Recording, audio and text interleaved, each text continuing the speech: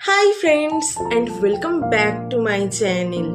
তোমরা তো জানোই সবাই যে এই বছর সরস্বতী পুজো 2 দিন পড়েছে, আর আজ হলো সরস্বতী পুজোর সেকেন্ড ডে। তোমরা কি জানো যে আমাদের বাড়িতে এই কাচের দোয়াতগুলোই ইউজ করা হয় পুজোতে।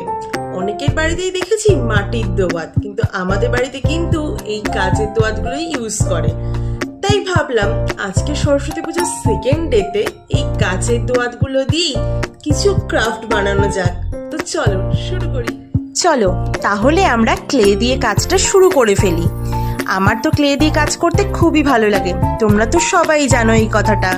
তাই যখনই কাজ হয় তখনই আমি ইউজ করি ফেভিক্রিলের মোল্ডেড ক্লে, কারণ সেটাই আমার সব থেকে বেশি ভালো লেগে থাকে। কি ভাবছো তোমরা যে আমি আবার ক্লে দিয়ে এগুলো কি বানাচ্ছি, তাই তো? আরে একটু অপেক্ষা করো, দেখবে নিশ্চয়ই বুঝতে পারবে তোমরা। আচ্ছা, পুজোর তোমাদের বাড়িতে প্রথম দিন হয়েছিল নাকি দ্বিতীয় দিন? আর তোমরা কোথায় কোথায় ঘুরতে গেছিলে এই দুদিন? আমাকে কিন্তু কমেন্টে লিখে অবশ্যই জানিও। আর তোমরা হয়তো এতক্ষণে বুঝতে পেরেও গেছো যে আমি ক্লে দিয়ে কী কী জিনিস বানিয়েছি। হ্যাঁ, মায়ের সামনে পুজোতে যে দোয়াতটা আমরা ব্যবহার করে থাকি তার ভেতরে যে কটা উপকরণ আমরা দিয়ে থাকি, আজ আমি ক্লে দিয়ে সে কটা উপকরণই বানিয়েছি। জানি অতটা ভালো হয়নি, তাই তোমরা প্লিজ কিছু বলো না, পরের বার আরও ভালো করার চেষ্টা করব আমি।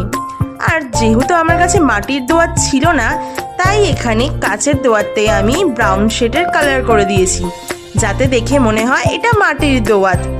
তোমরা দেখে জানিও তো যে এই দোয়াতটা তোমাদের কেমন লাগলো।